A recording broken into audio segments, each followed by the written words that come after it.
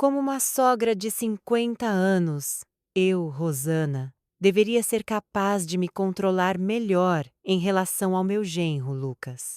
Mas a solidão que me aflige não me permite agir de forma mais madura. Olá, pessoal! Vocês todos precisam ouvir como é a minha história com Lucas, meu genro. Será que eu consigo me controlar? Aproveitem a leitura e não se esqueçam de apertar bem a cueca. Esta é a minha história de uma sogra solitária e Lucas, o genro de bom coração. A vida aos 50 anos deveria ser um período em que uma mulher, como eu, começa a descansar mais, desfrutando dos dias com a filha e os netos, ou simplesmente preenchendo o tempo com atividades simples que acalmam o coração. No entanto, no meu caso é diferente.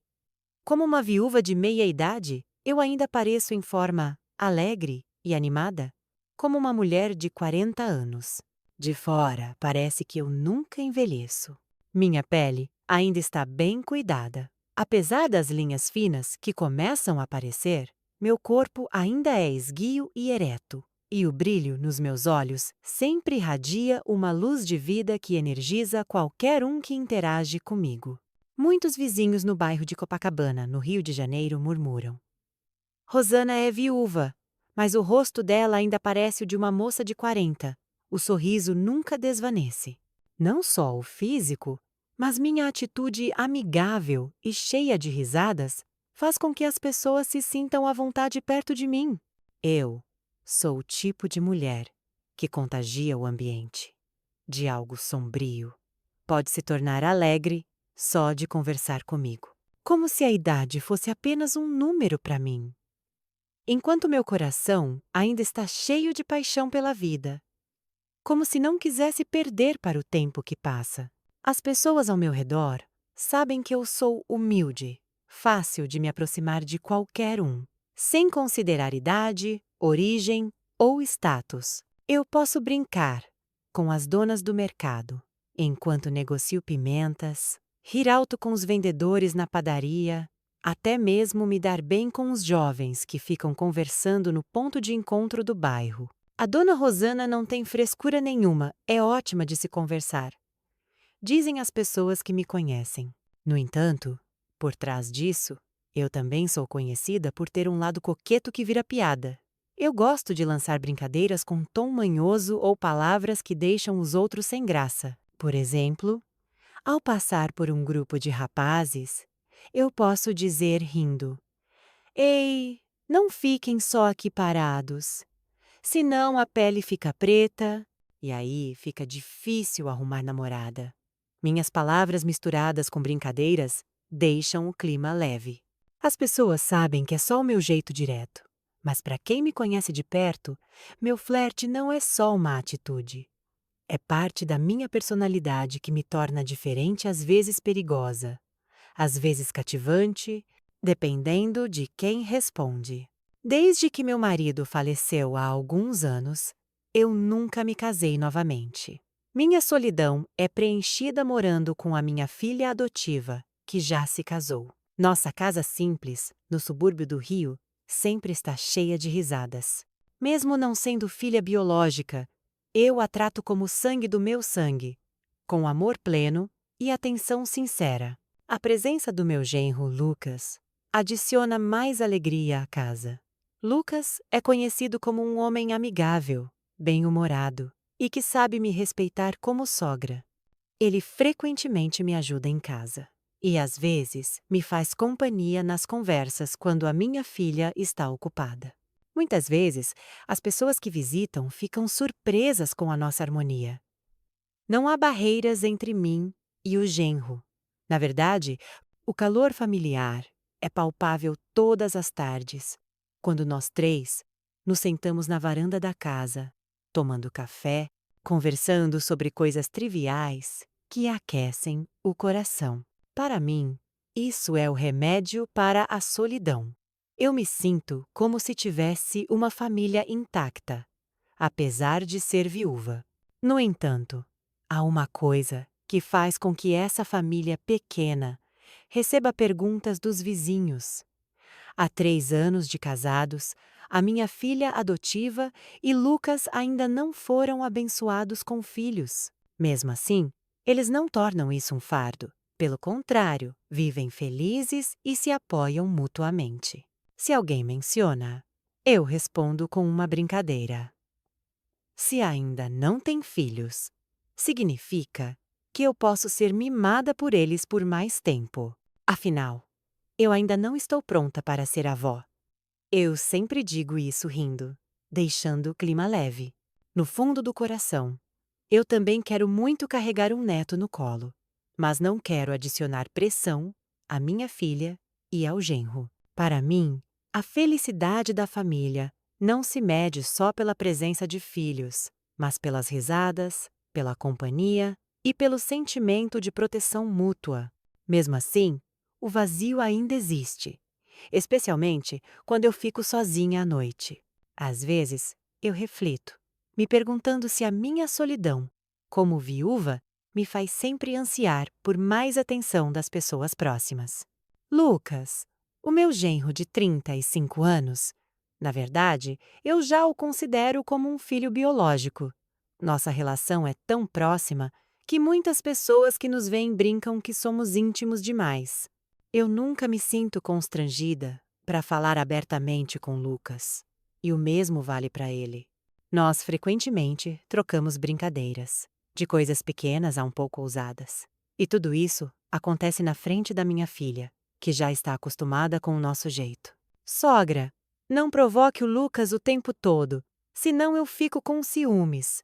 É o que a minha filha frequentemente diz ao nos ver rindo juntos. Nós só rimos alto. De fora, essa família parece ideal, cheia de alegria, sem barreiras e sem vergonha. No entanto, sem que eu percebesse, a proximidade excessiva sem limites cria uma brecha pequena, que inicialmente eu considerei normal, mas que um dia pode se alargar em um abismo perigoso. E esse abismo, sem que ninguém esperasse, começa a se abrir amplamente entre mim e Lucas, guardando uma tempestade pronta para abalar a harmonia do nosso lar. Eu, que sou famosa por ser coquete, frequentemente lanço brincadeiras ousadas demais. No início, eram só provocações pequenas, como elogiar a aparência de Lucas ou brincar sobre a forma como ele se veste. Lucas, com essa camisa, você parece um cantor de samba, eu digo rindo. Lucas geralmente só sorri e responde brincando. Sogra, você inventa cada coisa. Eu sou só um cara comum do bairro. No entanto, dia após dia, minhas brincadeiras se intensificam. Às vezes, eu deliberadamente toco o braço de Lucas ao passar por ele na cozinha, ou olho com um olhar que é difícil de interpretar. Para Lucas, tudo isso é só as brincadeiras típicas de uma sogra que ele conhece há tempos. Mas, sem que ele perceba, a linha entre brincadeira e provocação começa a borrar. Eu, que vivo sem parceiro há tanto tempo, aparentemente encontro algo que estava vazio em mim através de Lucas' atenção, calor e proximidade intensa demais. Lucas, por outro lado, sempre tenta responder com calma. Ele nunca quer me ofender. Para ele, como genro, respeitar a sogra é um dever. Mesmo quando eu exagero nas brincadeiras, Lucas prefere mudar de assunto a me repreender com firmeza. Ele sabe que eu sou sensível, fácil de magoar, mas rápido em voltar a ser alegre se tratada com gentileza. Sogra, você nunca envelhece, né? Sempre animada. É o que Lucas diz toda vez que eu provoco, tentando neutralizar o clima para evitar mal-entendidos.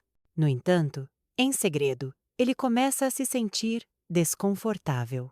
Às vezes, na quietude da noite, Lucas reflete sozinho, se perguntando se o que eu faço ainda pode ser considerado normal ou se há uma intenção mais profunda. Essa pergunta gira na cabeça dele, mas ele sempre se consola com uma resposta simples. Ah, deve ser só o jeito dela. Mas o tempo passa e minhas brincadeiras ficam cada vez mais ousadas. Há um momento em que eu, sem pudor, digo: se eu tivesse a sua idade, Talvez a gente pudesse namorar, hein, Lucas? Rindo. Lucas fica paralisado e só responde com um sorriso forçado. Essa frase pode soar como brincadeira, mas para mim, há um tom sério escondido nela. Desde então, ele começa a ser mais cauteloso perto de mim. No entanto, de qualquer forma, moramos na mesma casa. A intensidade dos encontros não pode ser evitada, especialmente quando a minha filha está ocupada fora de casa. Nessas horas, Lucas, frequentemente, se sente estranho. Ele tenta manter distância, mas eu sempre encontro uma forma de ficar perto, seja pedindo ajuda, consertando algo na casa ou simplesmente conversando longamente na sala. Essa familiaridade, que inicialmente era fonte de calor familiar, lentamente se transforma em uma faísca pequena pronta para acender um grande incêndio. Naquele dia, a casa parecia diferente e silenciosa, sem risadas e agitação. A minha filha adotiva tinha ido visitar uma amiga em outra cidade, restando só eu e Lucas em casa. Como de costume, Lucas decide passar o tempo limpando a casa. Depois toma banho. Ao sair do banheiro, o corpo dele ainda molhado, enrolado apenas em uma toalha branca na cintura. Ele caminha calmamente para o quarto, com a mente vazia, sem perceber que há um par de olhos meus o observando da sala. Eu viro a cabeça e meus olhos se fixam imediatamente na figura de Lucas. Há uma batida diferente no meu peito, uma vibração estranha que surge de repente, como se uma porta trancada por tanto tempo agora se abrisse completamente. Minha respiração acelera. Meu olhar é difícil de desviar. Por um momento, eu me esqueço de mim mesma. Esqueço que o homem à minha frente é o meu genro. Esqueço que eu sou uma sogra que deveria preservar a honra da casa. Esse momento parece parar o tempo. Lucas, que estava indo para o quarto, de repente ouve minha voz, chamando-o com tom provocante. Lucas, depois do banho você fica tão fresco, parece solteiro de novo. Lucas para, o corpo tenso, e lentamente vira a cabeça. Ele me vê sorrindo com um olhar diferente, não mais o olhar de uma mãe, mas de uma mulher. Lucas sente o coração batendo forte. Ele tenta responder casualmente. Hehe, é o efeito do banho, sogra. E então quer entrar no quarto rapidamente, mas seus passos param quando eu me levanto da cadeira e começo a me aproximar. Há algo no meu olhar que deixa Lucas ainda mais nervoso. Ele não sabe como agir. A situação que ele pensava ser só brincadeira agora se transforma no início de uma grande tempestade que abalará nossas vidas. Quando Lucas se vira, seus olhos encontram os meus diretamente, não um olhar comum, mas um que é difícil de explicar. Há suavidade, há ousadia e há algo que faz Lucas se sentir desconfortável. Por um instante, o ambiente fica silencioso. Só se ouve o gotejar da água do cabelo, molhado de Lucas, caindo no chão. Lucas sente uma atmosfera estranha envolvendo a sala, diferente do usual. Sogra, por que me olha assim? Pergunta Lucas em voz baixa, tentando aliviar o clima. No entanto, a pergunta só me faz sorrir levemente. Eu não respondo imediatamente. Só caminho devagar na direção de Lucas, encurtando a distância entre nós. O coração de Lucas bate cada vez mais rápido. Sua mente é um turbilhão de confusão, medo e constrangimento. Ele nunca imaginou que o meu olhar como sogra pudesse deixá-lo tão sem graça. Eu paro bem na frente de Lucas. Olho para o meu genro da cabeça aos pés e digo com um tom meio brincalhão, meio sério: Lucas, você é tão bonito, sabia? Essa frase simples soa como um sussurro demoníaco nos ouvidos de Lucas. Ele se assusta, o rosto cora e recua rapidamente, tentando cobrir o peito com as mãos. Sogra, não brinque assim. Eu sou marido da sua filha, responde ele gaguejando.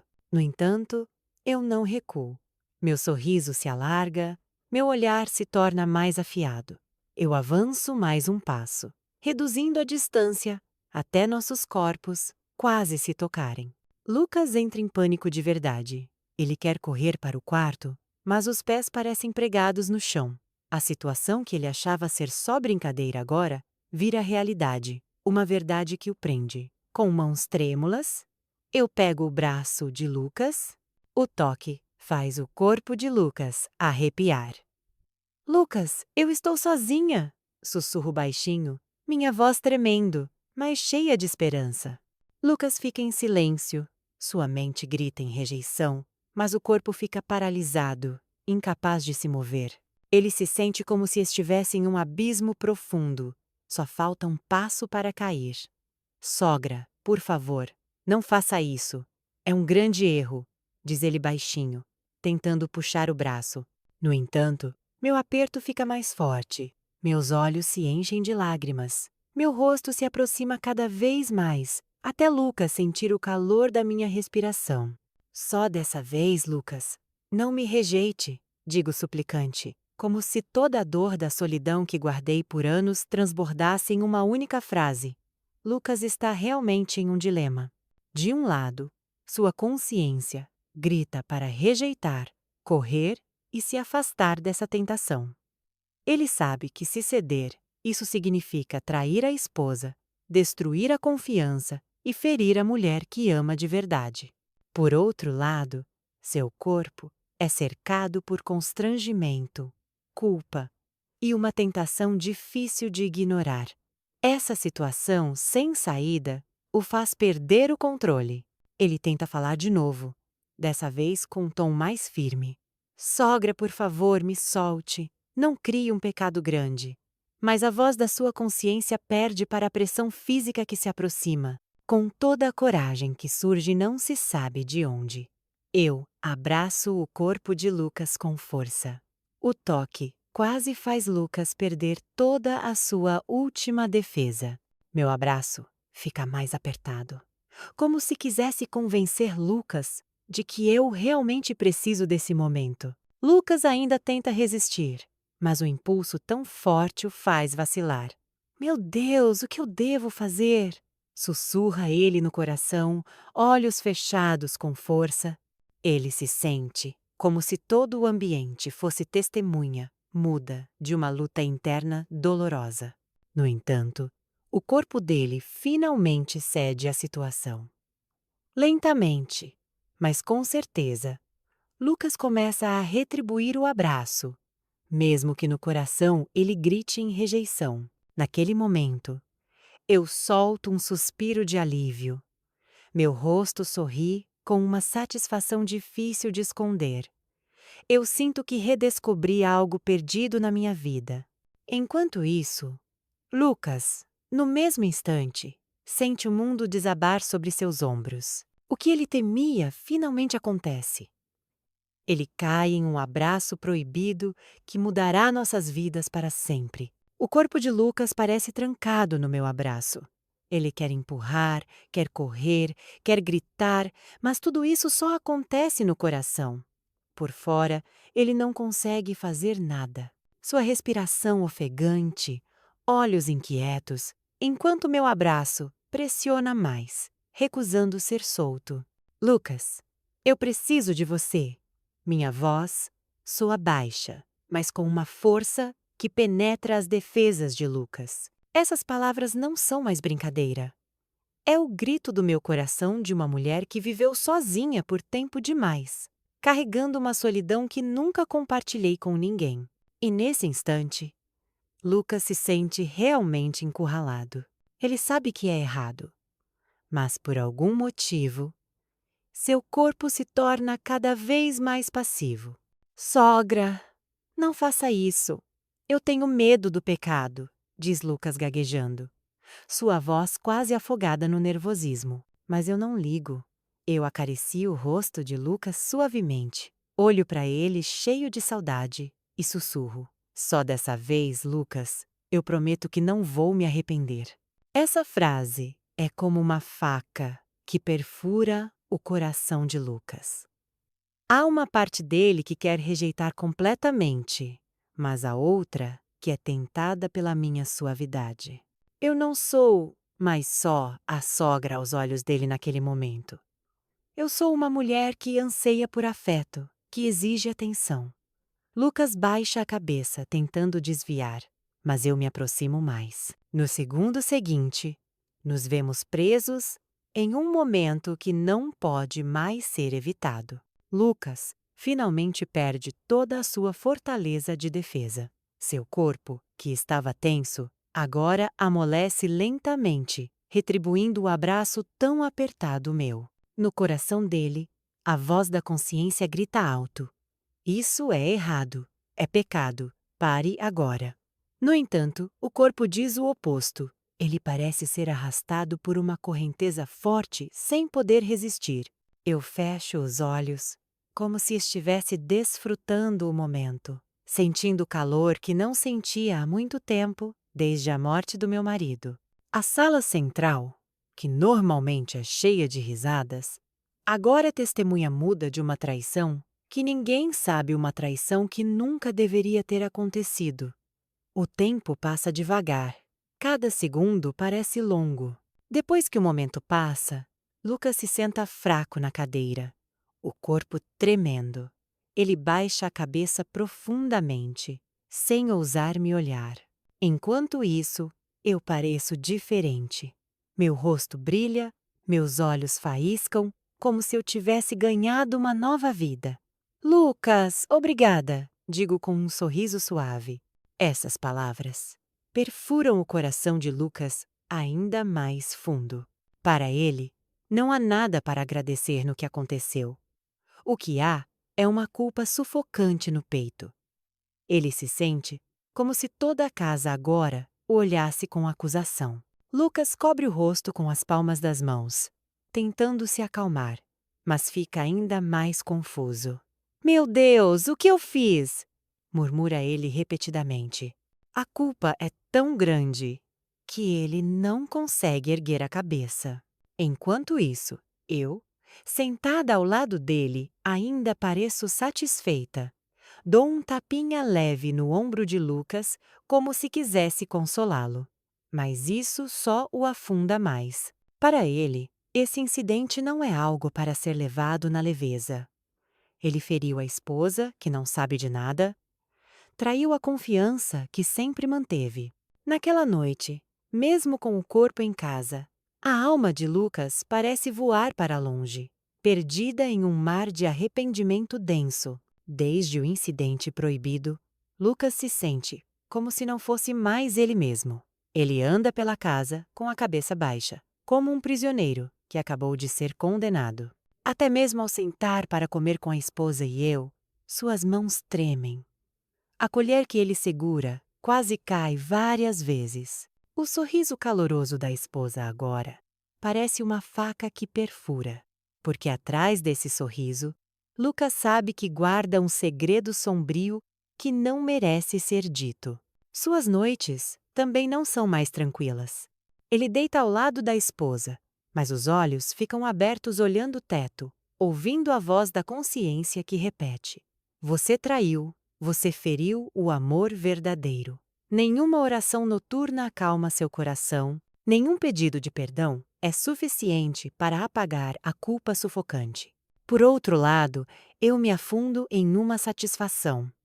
Eu me sinto mais viva, como se tivesse redescoberto a paixão perdida por anos. Em silêncio, eu sorrio sozinha ao lembrar do incidente. Para mim, Lucas não é mais só o genro, mas o homem que cura a minha solidão. Eu até começo a ousar olhar para Lucas com um olhar diferente à mesa de jantar. Ou lançar um sorriso cheio de significado quando a minha filha não está prestando atenção. Há uma satisfação escondida em mim. Não só porque o momento aconteceu, mas porque eu consegui derrubar a grande muralha que achava impossível de ruir. No entanto, eu esqueço que a satisfação momentânea, frequentemente, traz feridas longas que não cicatrizam. Lucas tenta duro manter distância. Toda vez que nos cruzamos, ele baixa a cabeça de propósito, fala só o necessário e foge imediatamente.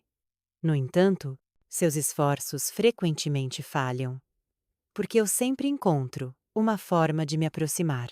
Na cozinha, eu de repente bato em seu ombro e digo manhosa: Lucas, não fique tenso assim, senão eu me sinto culpada. Lucas só fica em silêncio, o rosto corado, o corpo rígido. No coração, ele quer gritar, quer dizer: eu sim estou culpado e não vou repetir.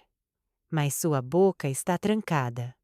Ele tem muito medo de ferir meus sentimentos, que ele sempre considerou como de uma mãe. É esse medo que o prende mais, tornando mais difícil se libertar da armadilha complicada.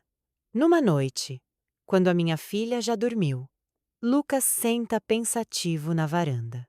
O vento da noite sopra frio, mas sua mente é ainda mais fria. Ele olha para o céu escuro, sem estrelas, esperando uma pequena luz que o guie para fora da escuridão interna. Ele se lembra do rosto da esposa, a mulher que o acompanha sinceramente desde o início, a mulher que aguenta firme mesmo sem filhos. Lágrimas caem sem que ele perceba. Meu Deus, quão baixo eu sou!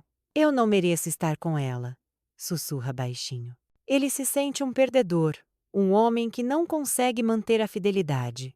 Toda vez que o riso da esposa ecoa, a culpa o atinge mais fundo. No entanto, enquanto ele está imerso no arrependimento, eu me aproximo com passos leves.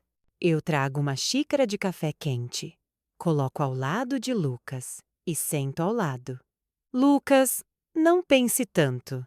O que aconteceu, deixe ser uma memória bonita entre nós. Digo suave, minha voz quase um sussurro. Lucas engasga, o peito troveja. Ele me olha com olhos suplicantes. Sogra, por favor, não fale disso de novo, eu não aguento. No entanto, eu o olho com ternura e sussurro. Lucas, eu quero sentir de novo. Essas palavras fazem Lucas se assustar. Ele se levanta apressado, me deixando sem dizer nada, enquanto seu coração se quebra em pedaços. Ele percebe que não pode continuar assim. Se ficar na casa, aos poucos ele perderá a si mesmo. Desde a noite em que eu voltei a cobrar, Lucas não consegue mais ver a casa como um lugar confortável. Cada canto parece opressivo. Cada olhar meu é um fardo inevitável. Lucas intencionalmente reduz o tempo em casa. Ele fica mais tempo no trabalho.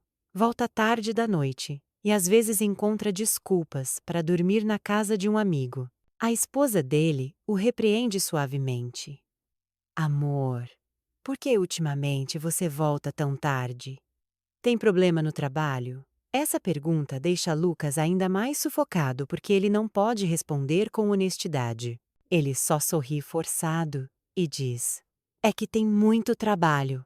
Na verdade, no coração, ele sabe que o motivo real é fugir de mim, evitar a tentação que o prende cada vez mais no ciclo de pecado. No entanto, por mais que Lucas tente fugir, eu sempre encontro uma brecha para me aproximar. Numa tarde, quando a esposa vai à casa de uma vizinha, Lucas acaba de voltar do trabalho e vai direto à cozinha beber água. Sem que ele perceba, eu apareço por trás e fico muito perto. Lucas, eu sinto sua falta, digo baixinho enquanto toco suas costas. Imediatamente, o corpo de Lucas fica rígido. Ele afasta minha mão rápido, vira com olhar firme. Sogra, por favor, pare com isso, não repita, diz com voz tremendo. No entanto, eu sorrio levemente, como se não levasse a rejeição a sério. Você não precisa ter medo. A gente só precisa de atenção um do outro. Ninguém vai saber, respondo com um tom suave, como se quisesse acalmar Lucas. Essa frase só faz Lucas se sentir mais enojado de si mesmo. Lucas tem certeza agora. Se continuar na casa, sua vida será destruída. Ele começa a pensar duro em uma saída. Naquela noite, ele reflete por muito tempo no quarto, olhando o rosto da esposa que dorme profundamente ao lado. Ele acaricia suavemente o cabelo da esposa, e lágrimas escorrem. Me perdoe, amor. Eu traí, mas prometo que vou te proteger a partir de agora. Sussurra baixinho. Dentro dele, cresce uma determinação forte. Ele deve levar a esposa para longe da casa, longe de mim, para que possa redimir o erro e proteger o casamento da destruição. Ele percebe que fugir é o único jeito de não afundar mais no mesmo pecado. No dia seguinte, Lucas se arma de coragem para falar com a esposa quando estão sozinhos na sala. Ele abre a conversa com cuidado. Amor, eu pensei há muito tempo. Talvez seja a hora de vivermos independentes. Vamos nos mudar da casa da sogra. O que acha? Suas palavras surpreendem a esposa. Por que de repente, amor? Aqui é bom, animado. Tem a sogra também. Eu me sinto confortável morando com ela, responde ela inocentemente. Lucas fica em silêncio por um momento. Respira fundo. Ele sabe que não pode revelar o motivo real. Eu quero que a gente se concentre mais em construir nossa família. Quem sabe assim a gente consiga ter filhos mais rápido, diz com um tom convincente. Essas palavras fazem a esposa ficar em silêncio, o coração ainda hesitante. Mas ela sente a sinceridade nos olhos de Lucas. Ouvindo a explicação, a esposa finalmente acena devagar. Se é o que você acha melhor, amor, eu sigo. Eu confio na sua decisão, diz suave. Lucas solta um suspiro de alívio, embora o coração ainda seja assombrado pela culpa. Ele sabe que acabou de encobrir a verdade com um motivo que soa bonito. No entanto, ele tem certeza de que esse é o único caminho. Melhor mentir para proteger o coração da esposa do que deixá-la saber a verdade amarga que poderia destruir o casamento. Lucas olha profundamente para a esposa, segura sua mão forte. Obrigado, amor. Eu prometo que vamos ser felizes na nossa casa, diz com voz tremendo.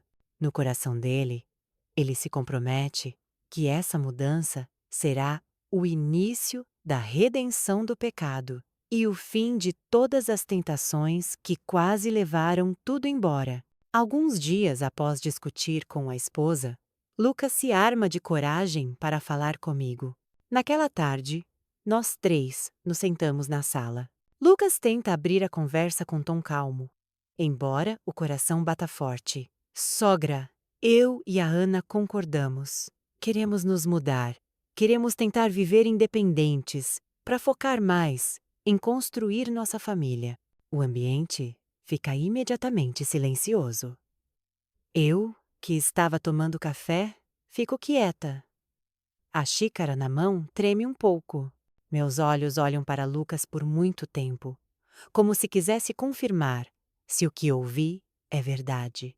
Meu coração se aperta. Eu nunca imaginei ouvir essa notícia tão rápido. Se mudar? Por que tão de repente, Lucas? Pergunto com voz baixa, tentando conter a agitação no coração. Eu tento sorrir, embora os lábios fiquem rígidos. Lucas me olha com respeito, mas com firmeza inegociável. A gente acha que é hora, sogra.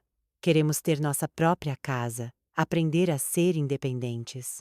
Quem sabe assim, a gente consiga ter filhos logo. Essas palavras soam doces aos ouvidos da esposa sentada ao lado, mas para mim são como um martelo batendo no peito. Eu sei que o motivo dito por Lucas é só metade da verdade. Há algo mais profundo que sinto, que na verdade, Lucas quer se afastar de mim. No meu coração, começo a entrar em pânico. Eu sinto que vou perder algo, que ultimamente se tornou parte importante da minha vida, a figura de Lucas, que antes eu via só como genro, agora está grudado profundamente. A presença de Lucas é o remédio da minha solidão, o preenchimento do espaço vazio no coração abandonado há muito, e agora ele vai embora. Eu quero tanto segurar, quero tanto dizer, não vá, fique aqui comigo. No entanto, a língua fica muda. Não ouso dizer. O que sai da minha boca é só uma frase baixa. Se é a decisão de vocês, como eu posso proibir? Um sorriso fino adorna meu rosto, mas por trás, o coração se quebra em pedaços. A esposa, que não sabe de nada, me abraça com carinho. Sogra, reze por nós. Queremos tentar ser mais independentes, mas não se preocupe, vamos visitar você com frequência. Essas palavras destroem ainda mais meu coração. Eu tento sorrir e aceno devagar, mas meus olhos se enchem de lágrimas. Lucas, vendo isso, sente o peito sufocado. Ele sabe que as lágrimas que eu contenho não são de uma mãe abandonada pelos filhos, mas de uma mulher que perde algo mais que isso. Lucas baixa a cabeça profundamente, tentando conter a culpa que o atinge novamente. Naquela noite, após todos concordarem, eu sento sozinha no meu quarto, olho vazio para a parede, e choro em silêncio. Minha mente volta aos momentos que passei com Lucas. Risadas, brincadeiras, até o pecado que não deveria ter acontecido. Tudo isso agora vira sombra que logo desaparecerá. Eu sou tola. Por que fui tão longe? Por que deixei ultrapassar o limite? Murmuro entre lágrimas. Eu me sinto arrependida, mas o arrependimento vem tarde. Minha decisão impulsiva criou uma distância impossível de atravessar. Lucas vai embora, e eu tenho que voltar a viver na solidão que antes temia. No dia seguinte, o clima da casa muda. Lucas e a esposa começam a arrumar as coisas. Caixas são organizadas, roupas dobradas, utensílios separados. Cada som de fricção das caixas no chão parece uma faca perfurando meu coração. De longe, eu só sento na cadeira da sala, observando tudo com o rosto tentando ser calmo, embora no coração haja uma grande turbulência. Às vezes, eu sorrio falso, tentando esconder o sentimento real.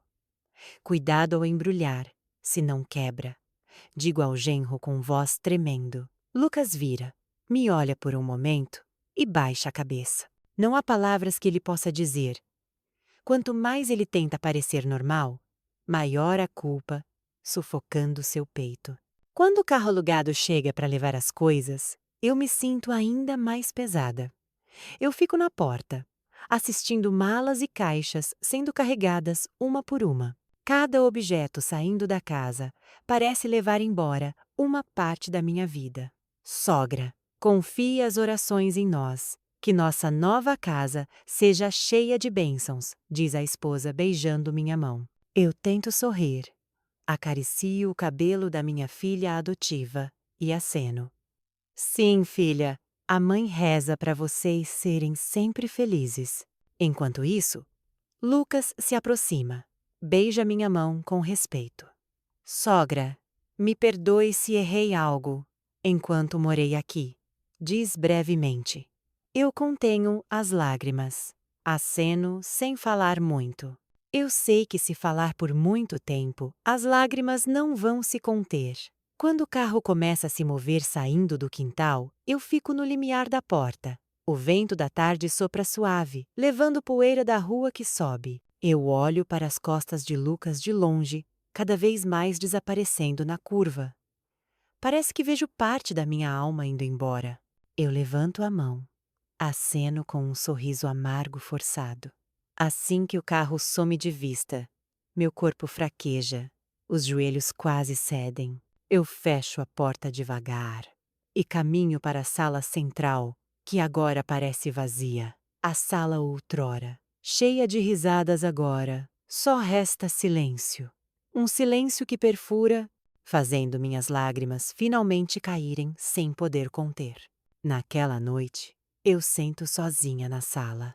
A xícara de café, na mesa, já está fria, mas não tenho intenção de beber. Meus olhos vazios. Olhando a cadeira, que antes era cheia de brincadeiras, com Lucas e a minha filha. Todas as memórias giram como um filme na minha cabeça. risadas, piadas, até o pecado que não mereço lembrar. Tudo se mistura em um. Por que deixei ir tão longe? Por que não consigo controlar o coração? Sussurro baixinho. Eu percebo que tudo começou com minha negligência em manter limites. Eu, que era muito coquete, muito ousada, jogando com fogo, até finalmente me queimar pelo meu próprio desejo. Agora o que resta é um arrependimento profundo e uma casa de volta ao silêncio. Enquanto isso, na nova casa, Lucas tenta começar uma vida nova com a esposa. Embora a culpa ainda o assombre, ele se compromete a redimir o pecado cuidando do casamento o melhor possível. Ele não quer repetir o mesmo erro. Toda vez que o rosto da esposa sorri, Lucas sente a ferida no coração, mas também uma força para continuar. Ele sabe que a vida deve prosseguir.